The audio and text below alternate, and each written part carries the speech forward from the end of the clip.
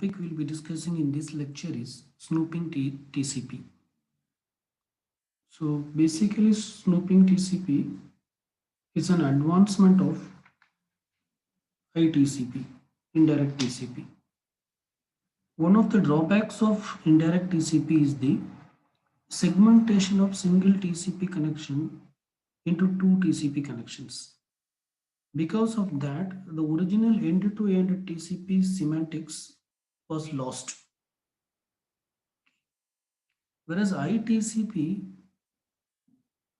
is an enhanced version of indirect TCP which works completely transparently and leaves the TCP end-to-end connection intact. Okay. So it's more transparent in the sense that in indirect TCP, the acknowledgement will be sent by the foreign agent before the packet reaches the destination. But that will not happen in case of snooping TCP. Okay. So the main function of the enhancement is so basically this also works in the same way. Here the foreign agent buffers the data. Here's the foreign agent buffers the data for here the foreign agent buffers the data for all communication from the mobile host to the correspondent node and also from the correspondent node to the mobile node. Okay. So the foreign agent buffers all packets. Okay. First let us and also the foreign agent performs snooping. The foreign agent also performs snooping. The snooping was done to recognize acknowledgements in the in both the directions. Okay. Snooping was done to recognize acknowledgements in both the directions. If the acknowledgement was missing, then the foreign agent itself will do the retransmission. The acknowledgement is missing, then the foreign agent itself will do the retransmission. But it won't send acknowledgement. But it won't send any acknowledgements. Acknowledgements will be sent only by the respective destination. When the communication is from the correspondent node to the mobile host, the mobile node only will send the acknowledgement. Similarly, when the communication is from the mobile node to correspondent node, the correspondent node only will send the acknowledgement. But foreign agent, what it will do in the sense, it will buffer all the packets. Suppose if any of the acknowledgement is missing, and if that it will snoop whether the all acknowledgement is going properly in both the directions or not. If acknowledgement is missing, then it will not wait for the respective destination node to send the retransmit. Rather foreign agent itself will retransmit, so that the retransmission will be done in a faster way. Okay.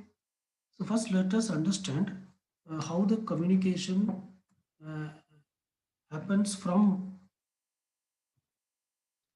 let us understand how the communication happens from foreign agent, how the communication happens from correspondent node to the mobile node.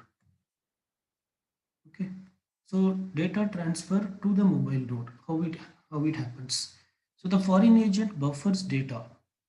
The foreign agent will buffer all data that were transmitted from the mobile host to the so here we are discussing the communication from the correspondent node to the mobile node. So the foreign agent buffers all data that were transmitted from the correspondent node to the mobile node until it receives the acknowledgement of the mobile host or the mobile node. And the foreign agent detects packet loss via duplicate acknowledgements or timeout.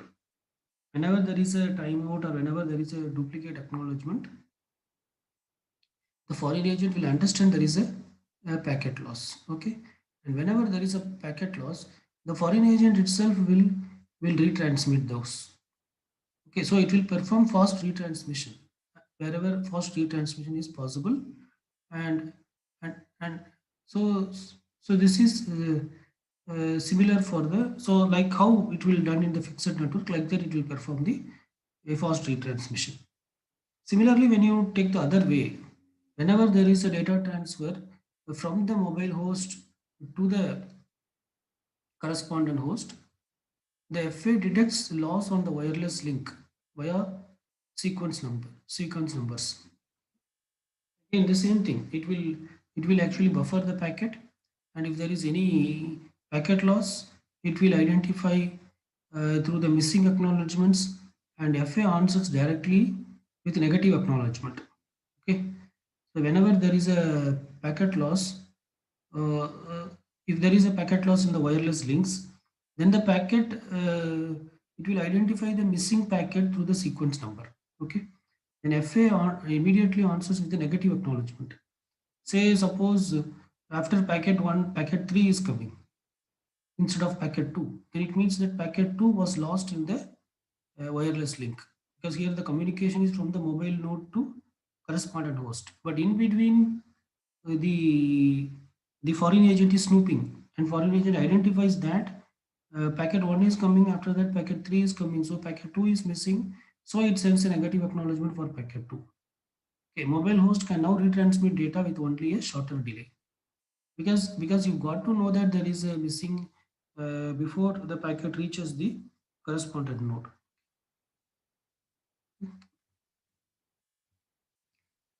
So MAC layer often has similar mechanisms to those of TCP. Thus, the MAC layer can already detect duplicated packets due to retransmission and discard them. So this can be integrated in the MAC layer also. So the problem with the snooping TCP is snooping TCP does not isolate the wireless link as good as indirect TCP. Okay, this is the disadvantage of TCP, snooping TCP. The main advantage of snooping TCP is the end-to-end TCP semantic is preserved. Okay, it maintains the end-to-end TCP semantics. I think it is clear. So whenever there is a communication from the correspondent node to the mobile host, the foreign agent snoops the packet flow to recognize acknowledgements. Okay, and it also buffers the packet towards the mobile node. That is, whatever the data that is transmitted from correspondent node to mobile node, it will be buffered. Okay, and it performs a local retransmission, So let us see this diagram, and it performs it buffers all the packets from correspondent node to for mobile host, and whenever there is a missing acknowledgement, it performs local retransmission. It performs local retransmission in case of packet loss on the wireless link. Okay. The foreign agent buffers every packet until it receives an acknowledgement from the mobile host. If the foreign agent does not receive an acknowledgement from the mobile host within a certain amount of time, either the packet or the acknowledgement has been lost. Okay. Alternatively, the foreign agent could receive a duplicate acknowledgement which also shows the loss of packet. Now the foreign agent retransmits the packet directly from the buffer. So it performs a faster retransmission compared to the correspondent host. Okay. Similarly, for data transfer from the mobile host to the correspondent host, the foreign agent snoops into the packet stream to detect gaps in the sequence numbers of the packet. So when there is uh, when if it detects any missing packet, as I said already, after packet 1, if packet 5 comes, then it will understand that packet 2, 3, 4 are missing. Okay, so whenever there is a missing packet, it will send negative acknowledgement to the mobile host. The mobile host can now retransmit the missing packet immediately, uh, but reordering will be done at the corresponding host end. Okay, so this is how the snooping TCP works. Its advantage is it maintains the end-to-end semantics, and its major disadvantage is that the snooping TCP does not isolate the wireless link as good as other approaches. And another drawback with snooping TCP is if end-to-end encryptions were applied, then you cannot perform snooping. Then the entire effort that has been spent in buffering and snooping, that will all go waste. Okay, because you cannot snoop on the encrypted packet, and you cannot know whether it is an acknowledgement packet or what packet or what, all those things cannot be understood. Okay, or whether it is an what is the sequence number, all these cannot be seen. Okay, so in future, most of the communication will be an encrypted communication. So in that case, the implementation of this scheme will become difficult. Right?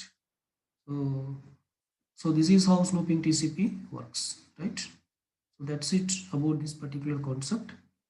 Let us stop here. Thank you.